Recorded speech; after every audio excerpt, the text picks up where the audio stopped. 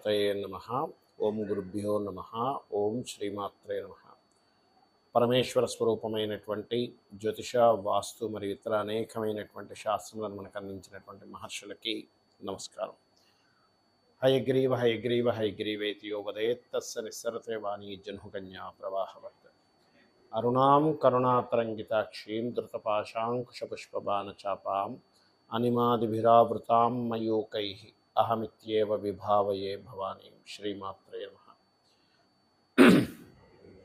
ప్రేక్షకులకి ఆ లలితాంబిక అమ్మవారి యొక్క అనుగ్రహం పరిపూర్ణంగా కలగాలని మనస్ఫూర్తిగా కోరుకుంటూ మనం ఈరోజు చెప్పుకోబోయేటువంటి టాపిక్ ఏమిటంటే, ఒక్కొక్క జాతకుడు ఒక్కొక్క విషయం వల్ల ఎఫెక్ట్ అవుతూ ఉంటాడు అసలు లైఫ్లో. కొంతమందికి బ్లాక్ మ్యాజిక్ వల్ల కానివ్వండి, లేనట్లయితే కొంతమంది దృష్టి దోషం వల్ల కానివ్వండి, లేనట్లయితే మరి కొంతమందికి వాళ్ళ జన్మజాతకంలో ఉన్నటువంటి మహాదశ అనుకూలించకపోవడం వల్ల కానివ్వండి, వాళ్ళు పూర్వజన్మలో చేసుకునేటువంటి కర్మ వల్ల జరుగుతూ ఉంటాయి ఇవన్నీ కూడా. అయితే ఏ లగ్నం వారికి వేటి యొక్క ప్రభావం ఎక్కువగా ఉంటుంది వాళ్ళ జీవితంలో అనేటువంటి విషయాలు మనం ఇప్పుడు ఒక్కొక్క లగ్నాల రీత్యా చెప్పుకుందాం. అదేవిధంగా వారికి కొంతమందికి జాతకం ఉండదు, మరి అలాంటి వారు ఏ ఉపాసన చేసుకుంటే దాని నుంచి బయటపడతారు. ఈ విషయాలు చెప్తుంది నేనైనప్పటికీ కూడా చెప్పిస్తుంది సాక్షాత్ లలిత అమ్మవారిగా భావిస్తూ ఒక్కొక్క లగ్నం ప్రారంభిద్దాం. వృషభ లగ్నము, వృషభ రాశి. వృషభ రాశి వారికి, వృషభ లగ్నం వారికి పర్టికులర్గా ఇక్కడ పూర్వజన్మ కర్మని ప్రభావం చూపిస్తూ నిత్య జీవితంలో ఎటువంటి వాటి వల్ల మీకు ఇబ్బంది కలుగుతుంది అంటే, ఇది గురుశాపముకి లోనయ్యేటువంటి వృషభ లగ్నాన్ని చెప్తూ ఉంటారు. అంటే గురుశాపం లోనవుతారు. అందుకే మీరు చూడండి, వృషభ లగ్నం వారు ఎప్పుడైనా వాళ్ళ లైఫ్లో మీరు గమనించినట్లయితే వృషభ లగ్నం అని నిర్ధారణ ఎలా చేసుకోవాలంటే, వాళ్ళ లైఫ్లో వాళ్ళ టీచర్స్ చెప్పేది, వాళ్ళ గురువులు చెప్పేదాన్ని ఇంకా సాటిస్ఫై అవ్వరు వాళ్ళు. ఇంకా ఏదో ఉంది, కానీ ఇంకా నాకు ఇన్డెప్త్గా చెప్తే బాగుండు, మా గురువు ఇలా చెప్తే బాగుండు, అలా చెప్తే బాగుండు ఎక్కువ ఎక్స్పెక్ట్ చేస్తూ ఉంటారు. ఎందుకంటే వాళ్ళకి పాస్ట్ లైఫ్ నుంచి ఆ యొక్క ప్రభావం అనేటువంటిది పడింది. మరి దీని యొక్క ప్రభావం ఎట్లా పడుతుంది ఏమిటి అంటే, వీళ్ళకి ఏదైనా సరే ఒక వీళ్ళ జన్మజాతకంలో గురువు యొక్క పోర్ట్ఫోలియోస్ పాడయ్యాయి, గురువు నీచ స్థానంలో ఉన్నాడు, గురువు పాపగ్రహాలతో ఉన్నారు, మరింత ఎక్కువ ఇబ్బంది పడుతూ ఉంటారు. ఎలాంటి ఇబ్బందులు పడుతూ ఉంటారంటే, వీళ్ళకి లైఫ్లో గైడ్ చేసేవాళ్ళు, సరైన గైడ్ చేసేవాళ్ళు దొరకరు. గురువు కనుక పాడైతే బాగుంటే మంచి గైడ్ చేసేవాళ్ళు దొరుకుతారండి, అందులో ఎటువంటి సందేహం లేదు. చక్కగా గైడ్ చేసేటువంటి వాళ్ళు దొరకకపోవడం వల్ల పర్టికులర్గా ఏంటంటే వీళ్ళకి ఏమవుతుందంటే, వీళ్ళకి చూసుకున్నట్లయితే ఈ గురుగ్రహం ప్రభావం అనేటువంటిది వీళ్ళ మీద నెగిటివ్గా పడడం వల్ల ఈ ప్రభావం యొక్క ఇది కొంతమంది చూడండి, ఎక్కడెక్కడికో వెళ్ళామండి, మాకు ఫలానా వాళ్ళు ఇన్ని డబ్బులు ఖర్చు పెట్టమని చెప్పారు, అందుకని ఏవేవో పూజలు చేయించారు, దానివల్ల నేను చాలా ఇబ్బంది పడ్డాను దాని తర్వాత అంటూ ఉంటారు చూసారా. మిస్గైడింగ్ జరుగుతూ ఉంటుంది. కాబట్టి వృషభ లగ్నం వారు ఏదైనా నెగిటివ్ కోణంలో పూజలు జోలికి అసలు ఎవరూ వెళ్ళకూడదు. కానీ ఇట్లాంటివి చేసేటప్పుడు మాత్రం కాస్త జాగ్రత్త వహించాలి. అదేవిధంగా మీకు కొంతమందికి పిహెచ్డి చేసేటువంటి వారు ఉంటారు, వాళ్ళకి గైడ్ చేసేవాళ్ళు కొంచెం తప్పుగా గైడ్ చేయడం కానీ ఇట్లాంటివి ఎక్కువ ఎదుర్కోవాల్సి వస్తూ ఉంటుంది. కొంతమందికి తెలియక ఏం చేస్తారంటే గోహత్య పాపాలకి గురవడం. అంటే ఎట్లాగా అంటే, నేను ఒక చిన్న ఉదాహరణ చెప్తాను. ఇప్పుడు నువ్వులు సహజంగా మనకి బ్రాహ్మణుడికి దానం ఏమని చెప్తాం, శనికి సంబంధించిన దోషాలు పోవాలంటే. అలాంటప్పుడు కొంతమంది ఏం చేస్తారంటే, ఇక్కడ ఎవరో తీసుకునేవారు లేరు, గోవుకి తినిపిద్దామని గోవుకి తినిపిస్తారు. అది కనుక ఒకవేళ ప్రెగ్నెన్సీతో ఉన్నట్లయితే ఆ గోవు దానిలో ఉన్నటువంటి దాని ప్రెగ్నెన్సీ విచ్ఛిన్నం అవ్వడం ద్వారా అంటే గోహత్య మహాపాతకం అనేటువంటి చుట్టుకుంటుంది.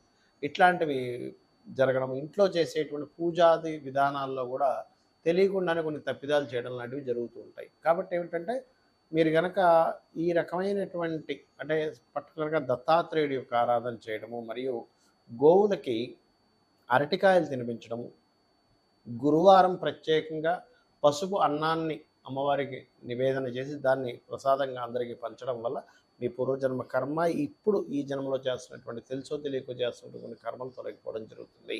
కొంతమందికి లగ్నం కానీ, నక్షత్రం కానీ, రాశి కానీ తెలియదు. మరి అలాంటి వాళ్ళు ఏం చేయాలి అంటే, వాళ్ళ జన్మజాతకంలో ఎప్పుడైనా ఒకటే గుర్తుపెట్టుకోండి, రుణాల బాధలు, శత్రు బాధలు, అదేవిధంగా రోగ బాధలు, అంటే రుణ రోగ శత్రు బాధలు, ఈ 3 బాధల నుంచే ఫస్ట్ మొట్టమొదటిగా విముక్తి పొందుదామని చూస్తూ ఉంటారు ప్రతి జీవి కూడా. అయితే ఈ యొక్క అంశం అనేటువంటి ప్రతి జీవికి ఉంటుంది, మనుషుడికి మాత్రమే కాదు. మరి ఈ జాతకం తెలియనప్పుడు ఏం చేయాలి అంటే సూర్య ఆరాధన అన్నిటికంటే ముఖ్యమైనటువంటి సూర్య ఆరాధన చేయండి. రెండవది ఏంటంటే మీకు ఇష్టదైవం ఎవరైనా ఉంటారు అంటే శివుడు కావచ్చు, నారాయణుడు కావచ్చు, అమ్మవారు కావచ్చు, ఎవరైనా కావచ్చు, గుర్తుపెట్టుకోండి. ఒకటే వాళ్ళ యొక్క నామస్మరణ తీసుకొని వాళ్ళ మంత్ర సాధన చేస్తూ ఉండండి రెగ్యులర్గా. అంటే వారి యొక్క నామాన్ని తీసుకొని ఓం నమో నారాయణాయ, విష్ణువుని కనుక మీరు ఇష్టపడుతూ ఉన్నట్లయితే, లేదంటే ఓం నమ శివాయ, ఓం శ్రీమాత్రే నమ, లేదా ఓం స్కందాయ నమ, ఓం మహాగణాధిపతయ నమ, అంటే మీ ఇష్టదైవాన్ని ఏదైనా తీసుకొని దానికి ముందు ఓము లాస్ట్లో నమః కలుపుకొని చేసుకోండి రోజు. ఇది మీకు ఈ మంత్రం ద్వారా ఏమవుతుంది అంటే మీకు అసలు ఇష్టదైవం అనేది ఎందుకు ఏర్పడుతుంది, పాస్ట్ లైఫ్లో మీరు చేసినటువంటి సాధన ఏదైతే ఉందో ఆ సాధన ఈ యొక్క లైఫ్లో ఈ రూపంలో వస్తుంది. అంటే మీకు అది ఆ స్ఫురణ వస్తుంది, నాకు ఈ దైవం అంటే ఇష్టం అనేటువంటిది. అదేవిధంగా కొన్నిసార్లు జాతక దోషం ఉండదు. ఒక్కొక్కసారి ఏమవుతుందంటే మీరు వెళ్ళినటువంటి ఇంటి దోషం వల్ల అవుతూ ఉంటుంది. అంటే మీరు బాగా అబ్జర్వ్ చేసి ఈ ఇంటికి వెళ్ళినప్పటి నుంచే నాకు ఇలా జరుగుతుంది అని అనుకున్నప్పుడు మాత్రం మీరు తక్షణమే ఆ ఇల్లు ఖాళీ చేసి ఇంకో ఇంటికి వెళ్ళి మారిపోండి. లేదండి మాది సొంత ఇల్లు అండి, సొంత ఇల్లు అయినా సరే ఇంకా ఈ ప్రాబ్లం ఇట్లాగే ఉంటుందా, మేము మార్చుకోలేమా అంటే ఖచ్చితంగా సొంత ఇల్లు అయినప్పుడు మీరు వాస్తు చూపించుకొని మీరు మార్చుకోవచ్చు.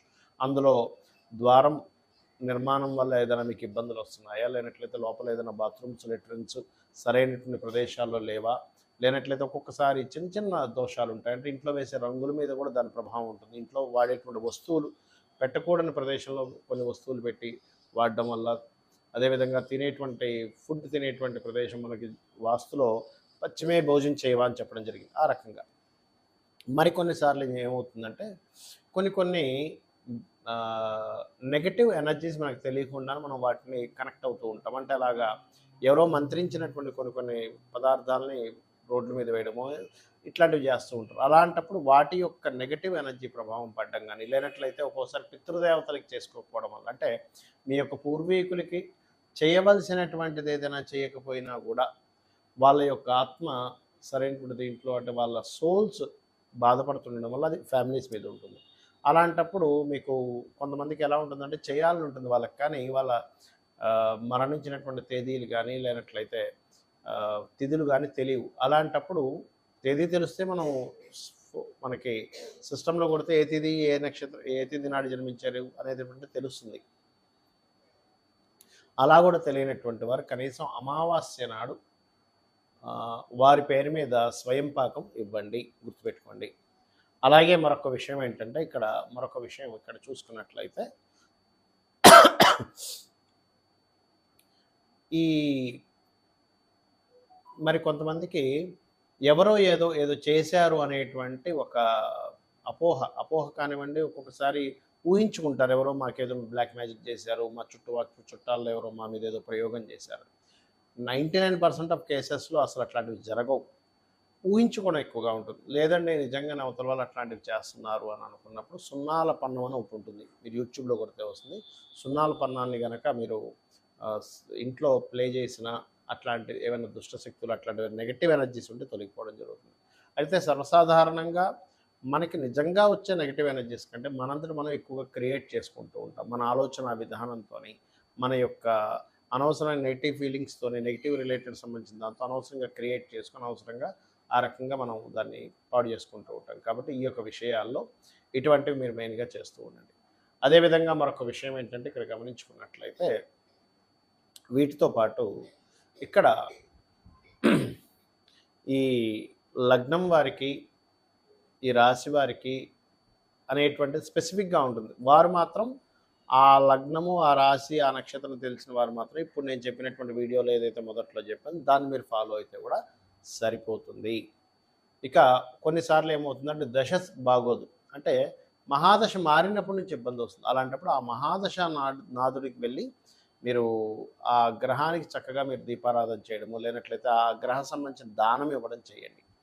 గోశాలకు రెగ్యులర్గా వెళ్తుంటే కూడా మీకు ఉండేటువంటి పూర్వజన్మ కర్మ అనేటువంటి తొలగుతుంది. గోశాలకు వెళ్ళి ప్రధానంగా మీరు బెల్లం గోవులకు తినిపించడము, అదేవిధంగా ఎక్కువ అప్పులు ఉన్నటువంటి వారు గోవుకు తినిపించి ఓం అపర్ణాయ నమః అనేటువంటి మంత్రాన్ని గోశాలలో కనీసం ఒక 40 నిమిషాల నుండి కనుక చేస్తున్నట్లయితే త్వరగా మీ అప్పులు తీరేటువంటి ఛాన్సెస్ ఎక్కువగా పెరుగుతాయి. అదేవిధంగా మరింత ఎక్కువగా శనికి సంబంధించిన దోషాలు ఎక్కువగా ఉన్నాయండి, చాలా పీడన అనుభవిస్తున్నాం అనుకునేటువంటి వారు మూకుల్లో ఒక నూనె వేసి ఆ నూనెలో మీ ఫేస్ని చూసుకొని ఆ నూనెని శివాలయంలో దీపారాధన కోసమని ఇవ్వండి. ఇచ్చినట్లయితే మీకు ఆ దోషం అనేటువంటి తొలగుతుంది. ఇది కూడా శనివారం చేయండి. ఖచ్చితంగా మరింత ఎక్కువ దోషాలు ఉన్నాయనుకునేటువంటి వారు లలితా సహస్రనామాల్లో ఓం అనాకలిత సాదృశ్య చుబుక శ్రీ విరాజితాయే నమః అనే నామస్మరణ చేయండి. ఖచ్చితంగా అన్ని విధాలు బాగుంటుంది. శ్రీమాత్రే నమః.